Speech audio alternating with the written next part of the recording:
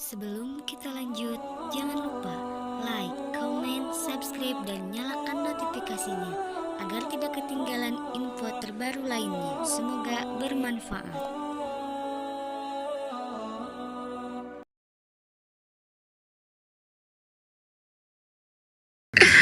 Udah Bang Zuma. Oke, sip. Oke. Ya.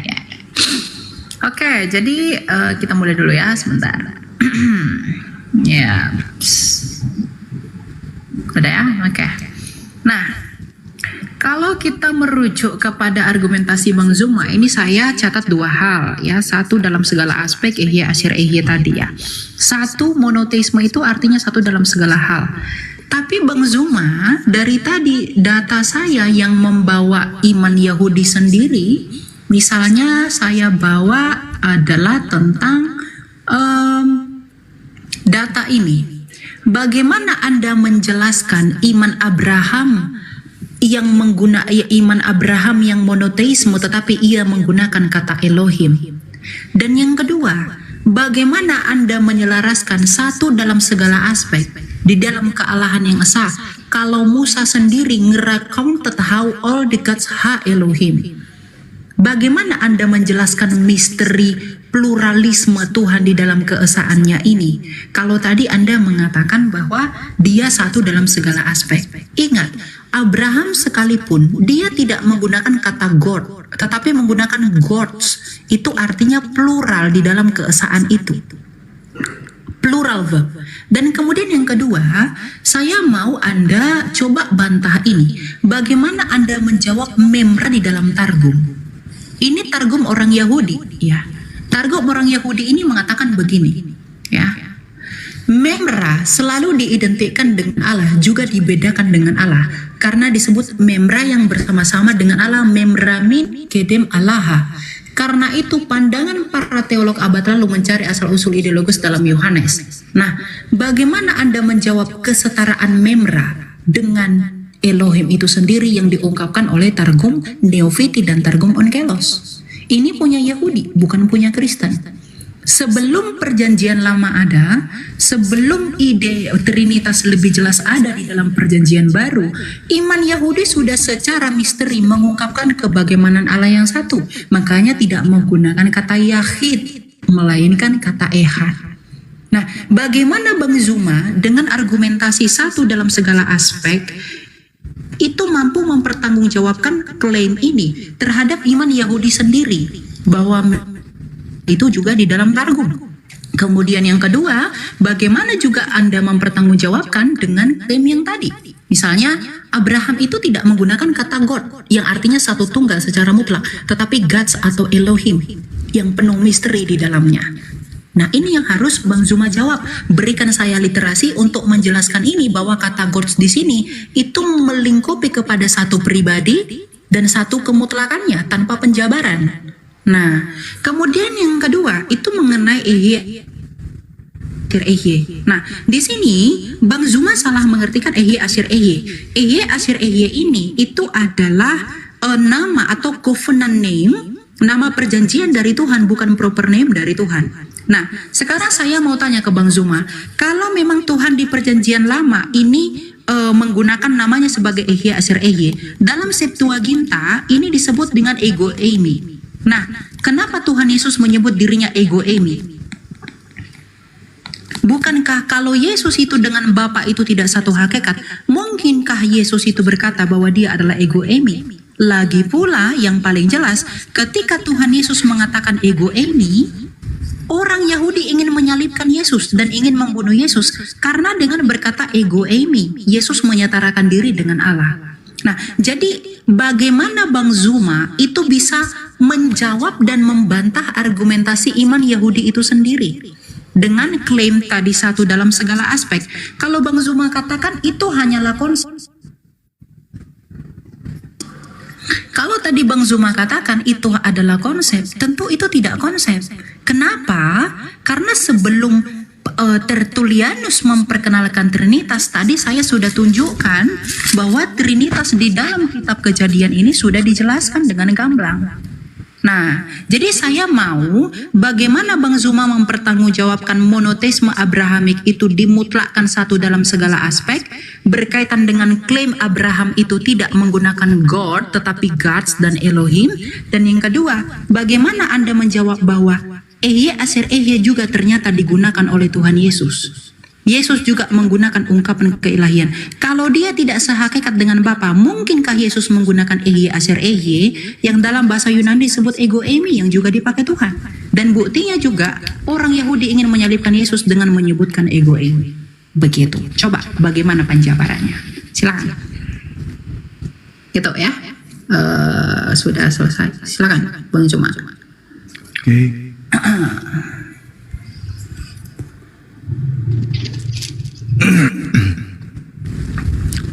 Udah? Nah, silakan. Kok belum ada ya? Tunggu. Ya, silakan. Jadi kalau hanya berdasarkan ego eimi, Paulus pun mengatakan kata ego eimi. Tergantung konteks. Yesus mengatakan ego eimi bukan berarti dialah Tuhan itu. Dia ditanya tentang siapa yang menyembuhkan, siapa anak tukang kayu, siapa Mesias itu. Ego eimi, akulah dia. Bukan berarti siapa pencipta langit dan bumi itu adalah aku. Tidak. Contoh misalnya, pembulatannya ada dalam 1 Korintus 15 nomor 28. Yang saya katakan tadi, Ehye Aser Ehye. Yesus sebagai apa di sana? Yesus menaklukkan dirinya supaya apa? Mukjizat-mukjizatnya, kekuatan-kekuatannya, semua aspek yang ada pada dirinya kembali kepada Elohim. Tak ada yang lain. Sama seperti ketika di dalam Al-Quran diterangkan dengan sangat jelas bagaimana Allah Subhanahu wa taala, "Wa ma arsalna min qablika min rasulin illa nuhi ilaihi annahu la ilaha illa ana fa'buduni." Bukan berarti kami merujuk kepada jamak dalam arti kata Tuhan itu banyak. Bukan berarti ketika Elohim, kata imbuhan him di situ merujuk kepada banyak meninggalkan kata Eloah yang tunggal, bukan. Sehingga tidak ada di dalam narasi agama Yahudi perintahnya kemudian sembahlah kami, selalu merujuk sembahlah dia, sembahlah dia, sembahlah dia, atau sembahlah aku. Tidak ada dikatakan sembahlah kami. Tidak ada. Tapi ketika Tuhan menyatakan keagungannya, selalu menggunakan kata jama itu, Elohim. Nah, yang perlu dipahami kemudian oleh saudara kita ini, oleh adik Elia, di dalam perspektif bahasa Ibrani, dalam bahasa Arab, dalam kaitannya dengan Tuhan, sifat Tuhan atau nama Tuhan itu merujuk kepada apa yang ada pada diri Tuhan. Yahuwahu, dalam bahasa Ibrani, Yodhefafi. Dalam bahasa Ibrani Elohim, dalam bahasa kami bahasa Arab Allahumma. Bukan berarti merujuk kepada Tuhan yang banyak. Ketika dikatakan kemudian Al-Eli, kemudian kami juga menyatakan Ali, Al-Ali, itu merujuk kepada Allah. Eloah merujuk kepada Allah. Kemudian ketika berbicara mengenai Elohai, kami mengatakan Ilahi. Kemudian dikatakan Al-Qadir, orang Yahudi menyebutkan Al-Shaddai. Bukan berarti Tuhan itu rame. Ini sifat yang melekat pada diri Tuhan. Jadi kata Elohim itu bukan berarti Tuhan itu jamak, Tuhan itu banyak. Kalau saudara ini membawa orang Yahudi, saya rasa itu hanya perspektif gereja aja. Orang Yahudi hari ini tidak menyembah Tuhan banyak. Shema Israel Adonai Eloheinu Adonai Ahad. Kul huwallahu ahad. Di mana Yahudi mengajarkan 3 pribadi Tuhan? Sekte apa lagi itu yang ada di Yahudi mengajarkan 3 Tuhan? Itu hanya pandai-pandaian orang Kristen mengolah data, mengatasnamakan Yahudi, tapi Yahudi tidak mengenal konsep Trinitas, Tritunggal, Trimurti, itu tidak dikenal. Itu pandai-pandaian kalian mengolah data, Tuhan Yahudi itu begini, tidak. Kata Elohim di dalam Islam itu setara dengan kata Allahumma. Bukan berarti Allah itu banyak. Itu sifat keagungan Tuhan menerangkan tentang dirinya. Abraham tidak dibingungkan dengan konsep Tuhan. Satu di antara semua yang ada itu hanya dia, yaitu hakikat ahad. Wallahu ahad. Dialah Tuhan. Semuanya merujuk kepada hakikat yang satu itu. Tidak bisa lebih. Sementara dalam konsep agama Kristen muncul belakangan niru-niru agama Roma, agama Yunani, agama Hindu, 3. Itu yang perlu dipahami dengan baik. Jadi perspektif apapun yang kemudian dibangun Untuk mengatakan ego emi menyatakan Yesus adalah sehakikat, tidak bisa. Yesus itu makhluk. Yesus mau dikenal makhluk oleh orang-orang yang ada sekitarnya. Dia hanya ingin dikenal sebagai manusia. Ketika di dalam Kisah Para Rasul 22 nomor 8, siapakah engkau? Apakah engkau Tuhan? Yesus menjawab apa? Aku Yesus manusia dari kota Nazaret. Kenapa dia nggak jawab aku Elohim? Karena dia sudah di alam roh, dia sudah di langit, katanya sudah di surga. Harusnya dia menjawab aku adalah Elohim. Tapi apa? Aku manusia. Aku itu gugur ego emi, itu artinya aku manusia, anak Maria tukang kayu, anak si tukang kayu, seorang Mesias yang diurapi, yang diutus sebagai rasul. Bukan berarti ego emi itu merujuk kepada Tuhan itu sendiri. Aniho, tidak.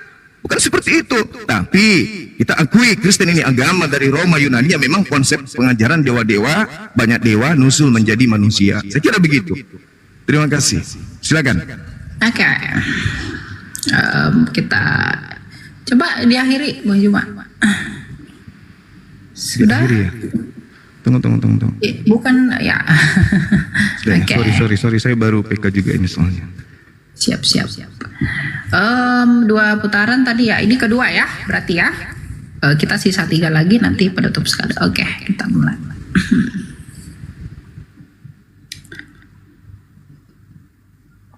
Oke, ya. Yang pertama tentang ego emi, bahwa Rasul Paulus juga menggunakan ego emi. Yang kedua Elohim, Tuhan banyak. Yang ketiga Tuhan Yesus adalah makhluk ya. Yang pertama ego emi. Kalau memang Rasul Paulus mengatakan bahwa dia adalah ego emi, lalu adakah orang Yahudi yang ingin membunuh dia karena dia menyetarakan dirinya dengan Allah?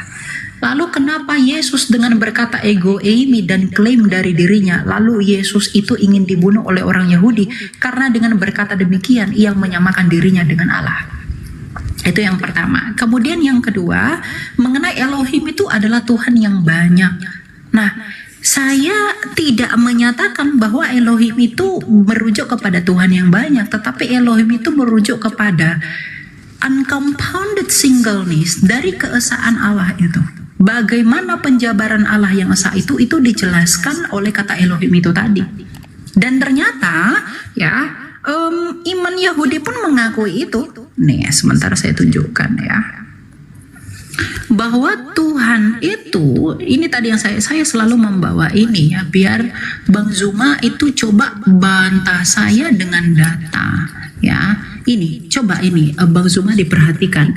Demala Yahweh di dalam Keluaran 3 ayat 2 ya, Exodus said he was the El Shaddai. El Shaddai ini bukan nama orang sembarangan, karena El ini Elohim who appeared to the Patria dalam Kejadian 17 ayat 1. Nah, lalu kenapa malah Yahweh ini juga disebut sebagai Yahweh kalau memang Tuhan, kalau Allah itu hanya satu mutlak secara tunggal dalam pribadinya? Bagaimana Bang Zuma menjawab ini? Kemudian yang kedua yang mau saya concern itu adalah tadi Bang Zuma sama sekali tidak menjawab atau membantah mengenai memra yang di dalam Targum. Bang Zuma kalau katakan ini buatan orang Kristen, mohon maaf, Anda boleh cek Targum Neofiti dan juga Targum Onkelos. Kenapa memra dan juga Elohim itu setara dalam hal ini? Kalau memang memra dan Elohim itu tidak setara, lalu kenapa di dalam Targum itu dikatakan setara? Dapat dibedakan tetapi satu dalam hakikat dan itu setara ya. Memra ini adalah bahasa Aram dari firman, dan ternyata iman Yahudi ini digenapi di dalam iman kekristenan dengan sempurna. Pada mulanya adalah firman, firman itu bersama-sama dengan Allah dan firman itu adalah Allah. Firman itu hakikatnya adalah Allah. Maka iman kekristenan ini yang muncul belakangan dari iman Yahudi itu menggenapi tulisan-tulisan yang ada di dalam misteri iman Yahudi. Artinya iman kekristenan itu menjadi solusi atas misteri kebagaimanaan Allah yang masih terbayang-bayang di dalam perjanjian lama.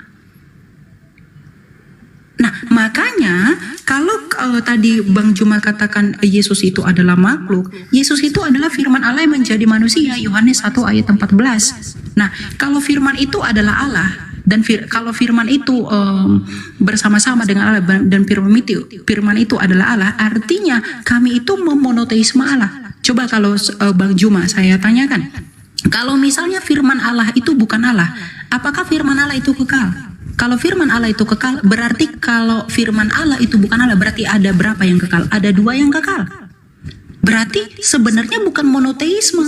Kalau firman Allah bukan Allah, tapi iman kekristenan dengan sempurna, firman Allah adalah Allah. Artinya kami memonoteismekan Allah. Kalau di dalam iman Bang Zuma, firman Allah bukanlah Allah, dan firman Allah itu kekal dan Allah itu kekal, ada berapa Allah? Berarti ada lebih dari 1 Allah. Ya, jadi coba bagaimana Anda menjawab pertanyaan saya tadi, dan juga bagaimana konteks ketika Kristus itu mengakui dirinya sebagai ego eimi lalu orang membunuh dia. Rasul Paulus bukan orang yang mau dibunuh. Rasul Paulus dulunya adalah pembunuh. Ya, makanya iman kami Trinitas itu sama sekali tidak berbicara tentang jumlah-jumlah Tuhan. Itu dibuktikan dari apa? Ini. Ya, tulisan dari Yohanes dari Damaskus di abad ke-7 yang menentang Saracen. Ya, ini dikatakan the Trinitarian belief of John of Damascus. Yohanes dari Damaskus, faith is the third part of his life work of his founder Naulesus, which has written around 743 after day. Ya, nah jadi bagaimana Bang Zuma bisa menjawab ini?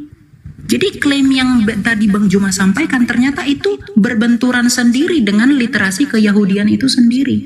Coba saya mau data yang menentang memra dalam Targum ini. Dan tentang prinsip linguistik ini tadi yang saya bawa, iman Abraham ini. Ya. Coba ini dijelaskan bagaimana menilainya gitu. Ya, silakan. Dah. Ya. Sudah ya? Oke, sebentar. Oke, terima aja. Iya, baik. Jadi kalau dalam hal yang saudara saya katakan itu, dalam Targum itu, sederhana bagi kami umat Islam. Innama amruhu ita arada syai'an ayyakula lahu kun fayakun. Mazmur 33 nomor 9. Itu datanya. Saya nggak perlu nunjukkan. Yesaya 55 nomor 11. Itu terjawab semua.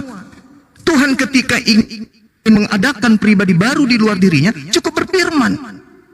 Memberi perintah semuanya jadi. Memberi titah semuanya ada. Mazmur 33 nomor 9. Begitu juga dalam Al-Quran. Innama amroh, ketika Allah punya urusan ingin mengadakan sesuatu, cukup mengatakan jadi. Yesaya 55 nomor 11. Segala yang keluar dari Tuhan tidak akan kembali dengan sia-sia sebelum yang keluar dari mulutnya itu terjadi. Tuhan menginginkan Maria hamil. Tuhan cuma berfirman. Gabriel datang ke wanita itu, aku mau dia hamil, melahirkan anak. Jadi pada mulanya adalah firman. Pada mulanya adalah keinginan. Keinginan ide Tuhan bersama-sama dengan Tuhan. Itu sifat. Tapi Yesus ini bukan firman. Yesus ini daging. Firman itu menjadi daging, jedar. Jadi daging dia. Siapa bilang bahwa Yesus itu firman? Tidak. Yesus sebelum jadi daging pada mulanya adalah firman. Alam semesta ini sebelum jadi bumi pada mulanya adalah firman. Tuhan menciptakan segala sesuatunya dari firman. Jadi tidak ada kemudian asas yang bisa kita anulir dalam logika sehat. Yesus itu firman. Matius 4 nomor 4. Manusia hidup bukan dari daging saja, dari roti saja, tapi dari setiap firman yang keluar dari mulut Tuhan. Firman keluar dari mulut Tuhan. Gabriel sampaikan ke Maria, aku ingin dia hamil. Yesus adalah firman yang keluar dari mulut Tuhan. Makanya Yohanes 1 nomor 14, firman itu telah menjadi daging. Jadi Yesus. Itu yang pertama. Kemudian yang kedua, ketika saudara adik ini mengatakan, mana dalilnya Yesus Paulus ingin dibunuh? Banyak bergejibun dalam kitab saudara. Kisah Para Rasul 23 nomor 12. Orang-orang Yahudi bersumpah, mereka tidak mau makan, mereka tidak mau minum sebelum membunuh Paulus. Karena Paulus mengajarkan sesuatu yang bertentangan dengan akidah mereka. Mereka bertentangan. Kisah Para Rasul 21. Paulus kemudian bertobat dari mengajarkan akidah Kristen, akidah Trinitas. Itu ada dalilnya, lengkap dalam kitab saudara sendiri. Kemudian menurut catatan saya, Yohanes 1 nomor 1 yang tadi udah selesai. Kemudian ketika berbicara mengenai Yesus, kenapa dia ingin dibunuh? Yesus klarifikasi seketika itu juga. Apa kata Yesus? Stop. Yohanes 10. Bukankah di dalam kitab Taurat mau dikatakan siapapun yang diserahi tugas untuk menyampaikan firman, maka dia adalah Allah. Yesus mengaku Allah karena dia penyampai firman. Bukan berarti Yesus itu adalah Allah itu sendiri. Sehingga ajaran tauhid yang diajarkan oleh Abraham tidak bisa diganggu oleh Kristen. Kristen memiliki pola sendiri. Sekuat apapun Kristen mengais kata Elohim, kata Eloah dan seterusnya, tidak akan pernah bisa selesai. Nanti habis sesi ini saya akan bahas tentang Shaddai, nama Tuhan itu yang kaitannya dengan Elohim. Tapi yang pasti, saudara saya, sekuat apapun kalian, sudah 2000 tahun, kalian tidak pernah kemudian satu tempat ibadah untuk menyembah kepada hakikat yang sama. Karena kenapa? Sembahan Kristen berbeda, sembahan Yahudi berbeda, sembahan yang diajarkan oleh Nabi Abraham, Ishak dan Ismail itu berbeda dengan sembahannya orang Kristen. Mau tidak mau, suka ataupun tidak, itulah kenyataannya. Nah, kemudian, apa bukti pembedanya? Ya tadi itu. Yesaya 10 nomor 6, pencipta langit dan bumi yang mereka sebut dengan Hasem, yang kami sebut dengan Khalik, itu tidak serupa dengan makhluk. Sembahan kalian serupa dengan makhluk. Pertama roh, sang bapak roh, itu makhluk. Yang kedua anak. Siapa anak ini? Yesus, makhluk. Siapa lagi? Burung merpati, makhluk. Sembahan kalian makhluk, sembahan kami bukan makhluk. Laisa kamislihi syai'. Yeremia 10 nomor 6 tidak serupa dengan makhluk. Tuhan Anda makhluk, jadi beda. Sekuat apapun saudara saya ini sekolah sampai di angkasa pun tidak akan pernah bisa sampai pada level penyembahan ajaran Tuhannya Abraham. Karena Tuhan yang Abraham sembah itu berbeda dengan Tuhan yang disembah oleh orang-orang Kristen. Itu harus dipahami. Tuhan kalian adalah roh, sementara Tuhannya Abraham bukan roh. Sekira begitu ya, Ade Elia.